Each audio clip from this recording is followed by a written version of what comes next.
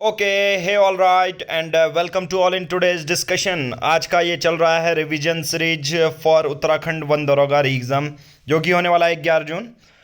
पिछले सभी एनसीईआरटी के हम चैप्टर कर चुके हैं और सिर्फ हाईलाइटेड हम नोट्स हम करने वाले हैं। ठीक है, क्लास 9th हम केमिस्ट्री की चल रही है, एटम्स एंड मॉलिक्यूल्स, जिसमें हम जितनी भी चीज़ें हैं, परमाणु हैं, परमाणु संख्या किससे बताते हैं, ये सब चीज़ें एक वन लाइनर फैक्ट में करेंगे और एनसीईआरटी भी इससे आपकी क्लियर हो जाएगी। इंग्लिश और हिंदी मीडियम वाले बच्चे दोनों इसे देख सकते हैं। चलिए स्टार्ट करते हैं। सबसे पहला टॉपिक तो ये याद रखो, महर्षि कनाद। इंडिया एग्जैक्टली जितने भी चीज़ें हैं, फैक्ट हैं साइंस से रिलेटेड, तो हमारे जो ऋषि मुनि थे वो एग्जैक्ट, अभी बहुत ज़्यादा आपने देखा भी होगा कि सन से अर्थ की डिस्टेंस और बहुत सारी चीज़ें हैं वो पहले ही लिखी जा चुकी थी। कहने का मतलब है हमारे जो ऋषि मुनि हैं जो माउंटेन्स में बैठा रहते थे, उनको एग्जैक्ट नॉलेज थी। वैसे ही एक ऋषि थे महर्षि कनाद।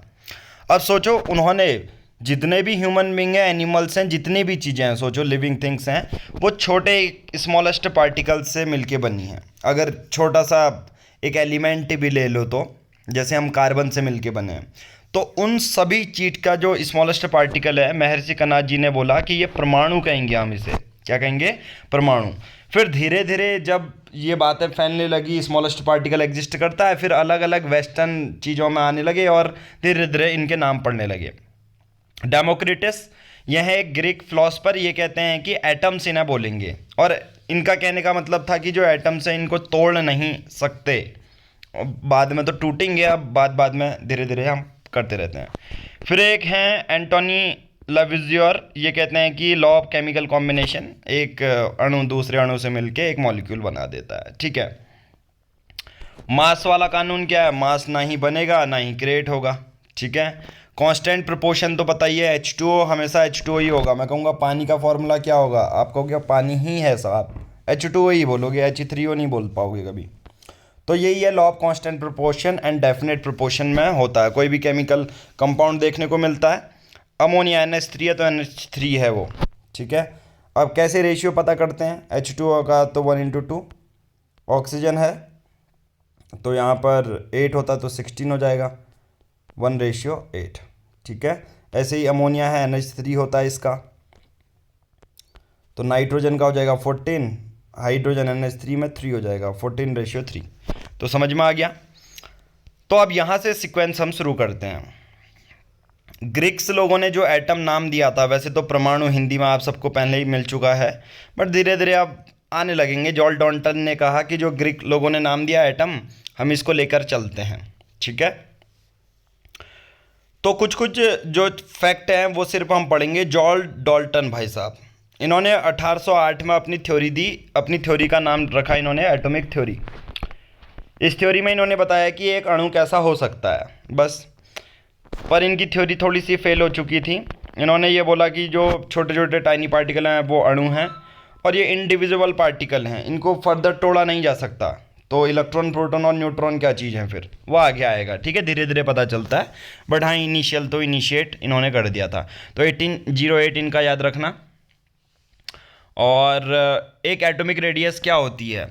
1 मीटर 10⁹ नैनोमीटर के बराबर। ठीक है। हमेशा कोई भी एटॉमिक रेडियस होती है, त्रिज्या जिसे कहते हैं, अणु की त्रिज्या, वो नैनोमीटर्स में मापी जाती है। ठीक है।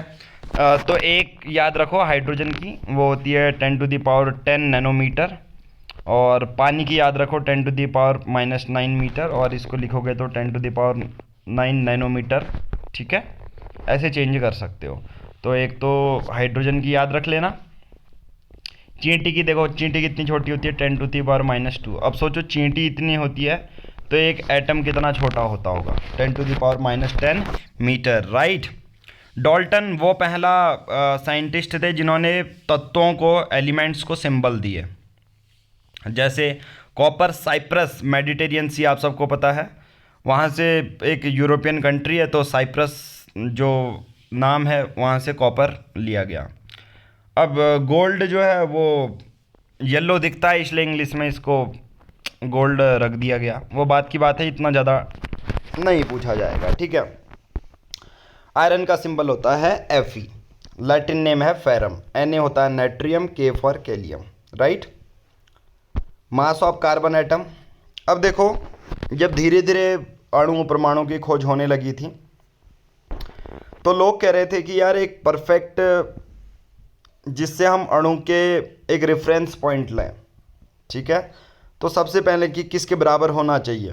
तो इनिशियली साइंटिस्ट ने ऑक्सीजन लिया। उन्होंने कहा कि 1/16 मास ऑफ एन एटम, वो नेचुरली जैसे बोलते ना 1 किलो में 1000 ग्राम, तो वही पता करने के लिए ऑक्सीजन ले लिया। उन्होंने सोचा कि सब जगह मिल जाता है। बट बाद में 1961 में कार्बन 12, ये तो ऑलरेडी हम क्लास इससे पहले के वीडियोस में भी मैं बता चुका हूँ। बाद में 1961 में कार्बन 12 आइसोटोप लिया गया ताकि एक सेम यूनिट ली जाए। तभी तो कार्बन एटॉमिक मास का 1 होता है, ठीक है। उसके बाद 1.33 तो कार्बन ले लिया गया क्योंकि ये एबेंडेंस में पाया गया। फिर आप सबको पता है एटॉमिक मास हाइड्रोजन का 1, नाइट्रोजन का 7 होता है तो 14, क्योंकि एटॉमिक मास क्या होता है, प्रोटॉन प्लस न्यूट्रॉन मिलके ही क्या बना देते हैं, भार बना देते हैं, परमाणु भार बना देते हैं। एक उदाहरण जैसे ऑक्सीजन, ऑक्सीजन का एटॉमिक नंबर क्या होता है 8, तो 8 प्रोटॉन है तो 8 न्यूट्रॉन भी होंगे, 8 दूनी 16। वैसे ही 6 प्रोटॉन तो 6 न्यूट्रॉन 12।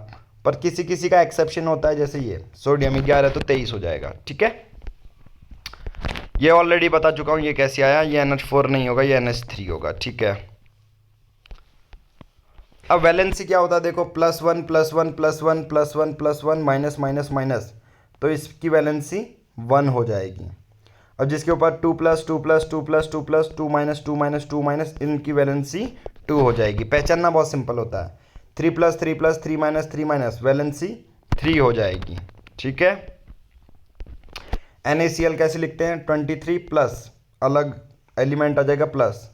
क्लोरीन का होता है 35.5, 35.5, तो जो परमाणु भार हो जाएगा ये हो जाएगा पूरा मोल। एक मोल की जो कीमत होती है 6.022 × 10⁻23 होती है। पार्टिकल और मॉलिक्यूल में सेम ही होता है। ये इसी को एवोगाद्रो नंबर कहते हैं। हमेशा याद रखना, न्यूमेरिकल में जो ऑलरेडी मैं वीडियो करा चुका हूँ इसमें पूरा न्यूमेरिकल दिया है। बट विदाउट मूविंग फर्दर आप ज्वाइन कर सकते हैं वन दरोगा एग्ज़ाम का पेड बैच। 499 रुपीज़ में आप पूरी चीज़ें एक्सेस कर पाएंगे, जिसमें टेस्ट सीरीज हैं, एक्सटर्नल जो इन्वायरमेंट के एग्रीकल्चर के टॉपिक हैं वो मिल जाएंगे, और सभी सिलेबस कवर्ड नोट्स मिल जाएंगे।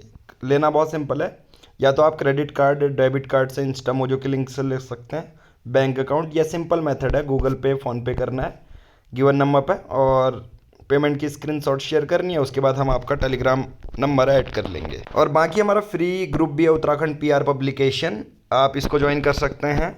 जितने भी लिंक हैं इसमें हम सेंड कर देते हैं, और अपकमिंग जितने भी एग्ज़ाम है, video, VPDO, RO, ARO, lower PCS, अपर PCS, सभी की क्लास हम इसमें शेयर कर देंगे।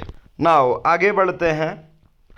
जो मोल शब्द है वो 1896 में, ठीक है, 1896 में 1896 में वेल्म ऑस्टवाल्ड ने यूज़ किया था, और इस मोल की यूनिट एज एक्सेप्ट की थी 1967 में, ठीक है।